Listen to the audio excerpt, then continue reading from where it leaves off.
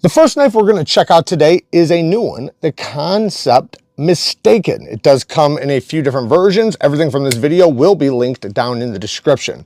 Love this sheep's foot blade, 20 CV, beautiful stone washed. This is a very similar blade shape to like the Benchmade 940, the Contigo, the Hinderer sheep's foot, even, like the Griptilian sheep's foot. I personally think this is a very attractive blade shape. I love it even on, all the other models that I just mentioned.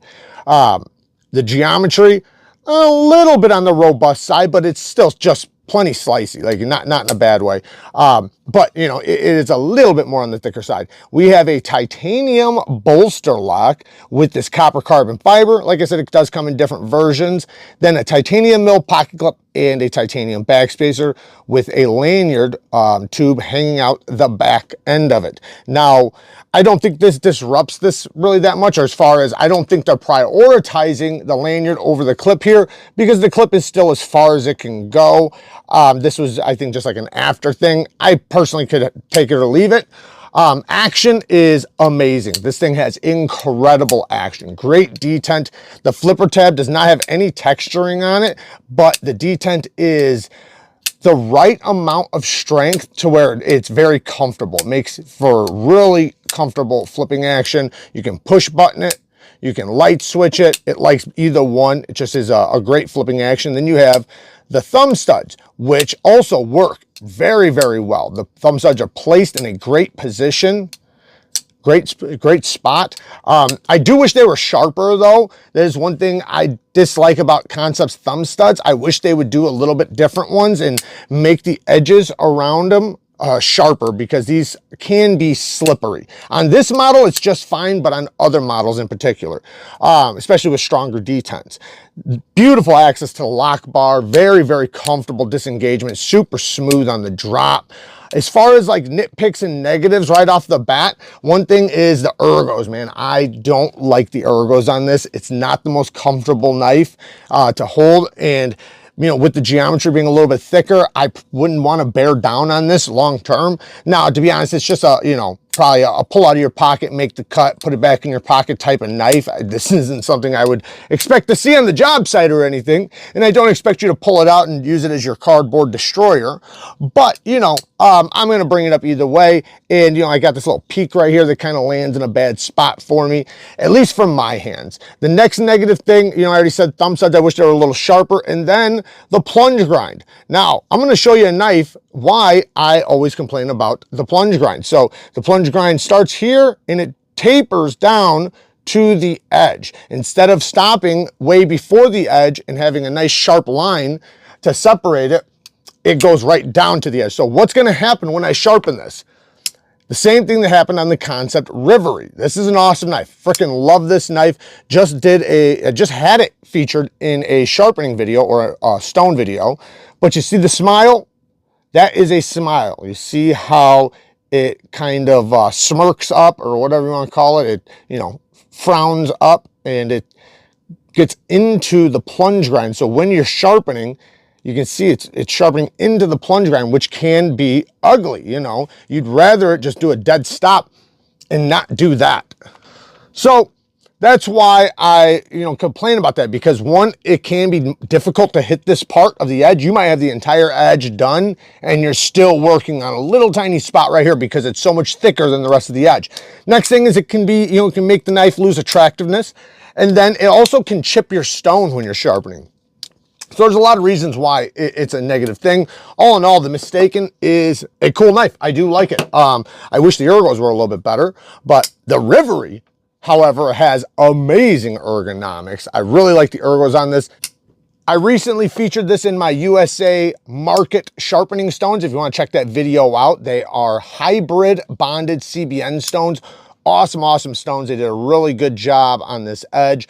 Beautiful Damascus. We have a bolster lock with a titanium milled pocket clip and a titanium backspacer with a lanyard pin in the back.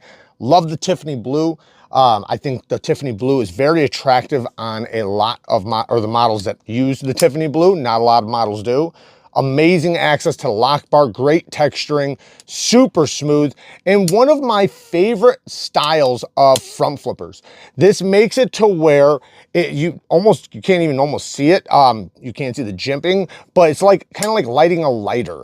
It's so easy to do. You just place your finger on top and pull down. Put a little pressure on it so that the jimping grips your finger, and then snap it out. It feels really good to flip open. It feels unique compared to other front flippers. It has its own feeling, but it's very satisfying and launches that blade out with authority. So all in all, the Reverie, man, I really like the Reverie. I think it's an awesome knife. It's been out for a while. There's lots of different versions of this, including liner lock versions. Next is the Kershaw Launch 19, USA made. And I recently sharpened this up, the CPM 154 steel. Woo, took an incredible sharp edge. Recently sharpened this up in a sharpening live. If you want to check that out, I did it in a vertical live the other day, and it took an incredibly sharp edge. I put a medium grit edge on there. CPM 154 is a powdered steel, a powdered version of 154 CM. So it brings up the toughness, and the grain structure gets much tighter in the powdered version. So what happens is 154 CM already is a steel that tends to not do well with a super fine edge as far as grit wise, you know, like polishing the edge. So with CPM 154, it gets even worse. So I tend to like to keep this around coarse to a medium grit. So like 400 to 800 grit is what I like to keep it at. And I think that CPM 154 does best in that range. You know, you can maybe take it up to 1200, but that's personally for me, I wouldn't go over. Aluminum handles. We have a G10 cover right here. I'm not positive. I think this might be one of the only ones that is this style. I wish they did it on both sides, but I think it is a good looking knife. This is a very attractive knife. I think it's one of the most attractive launch series knives out there. These things are so snappy, man. Listen to this. These things snap. They hammer out. You can feel you can feel it when it hits the stop pin. It generates a lot of power. And the more you flip it, the more snappier it gets.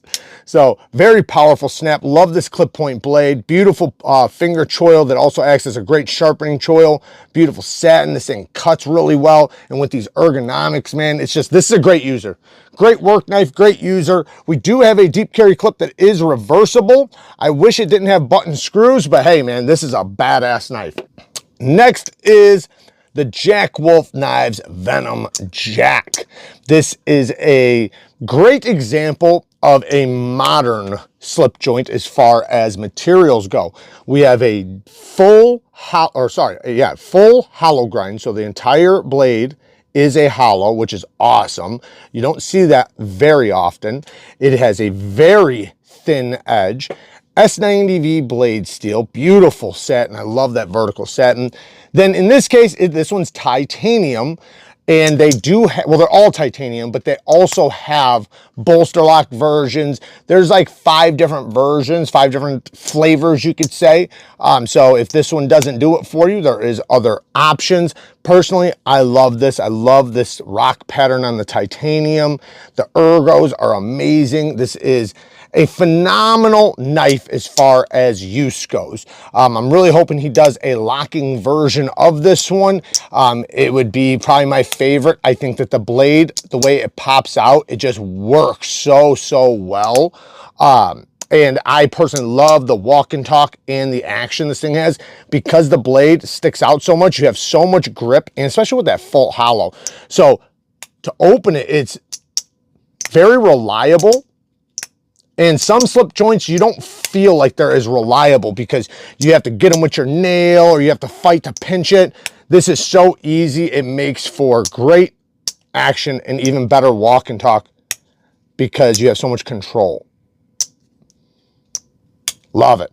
All in all, badass knife.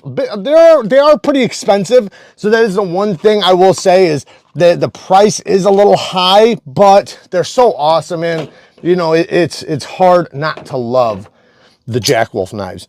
Last, we have the Slim. We have the Herman Slim. I have it in DLC, and M398 steel, 62 HRC.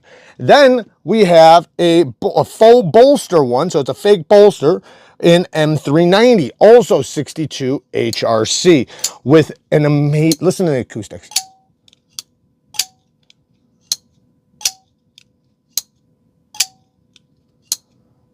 Amazing, amazing acoustics. Herman's, man, they all have this unique sound. The blade geometry is amazing. Ergonomics are fantastic. This is a long yet slim knife, hence slim, right? Comes in so many different options. And recently, Herman dropped, they're always dropping on Polish Custom Knives, which I do have linked down in the description. They are dropping so many unique designs, like just so many different patterns and color options, and yeah, different machining, and they're absolutely beautiful. One of these days, man, I want to get one of the ones that have like maybe like the raindrop pattern or something, or I don't know. There's so many different designs that it's kind of hard to choose which one you'd want to settle on. The clip, one of the best milled pocket clips. They're super smooth in and out of the pocket. These are expensive, but they are handmade in Poland. So, you know, that tends to cost a little bit more. Phenomenal access to the lock bar, multi-row caged bearings. So recently they've changed the bearings. So now they are not, the bearings aren't loose. So before they had a brass cage, but the balls, the ceramic balls could pop out. Now they do not pop out, which is really awesome. It makes it so much easier to disassemble and put back together. The bolster on this has this beautiful rocky coral pattern with this micro milling on the bottom. This one in DLC has the micro machining around the entire thing. You can see the pivot is a captured pivot T20, and it does come with the bit to take it apart. This one also, unique sound. This one definitely has a much lighter detent. Still super snappy, very, very good, very reliable. But this one is, like, when you go to flip it, it's almost shockingly strong. Like, you're like, whoa, whoa. That thing kicks like a horse. It's so snappy. But anyways, Herman Knives from Polish Custom Knives. Polish Custom Knives has an amazing selection of the Herman knives of all different patterns. They're always getting new ones and new color options and new versions. There's a few different versions yet I still have not tried or had on the channel, so hopefully we'll be seeing those sometime soon. I personally love the Slim. My two favorites are definitely, actually the three favorites are the Slim, Dragonfly, and Ishtar. So there you guys go. Work hard, stay tough. Until next time, peace.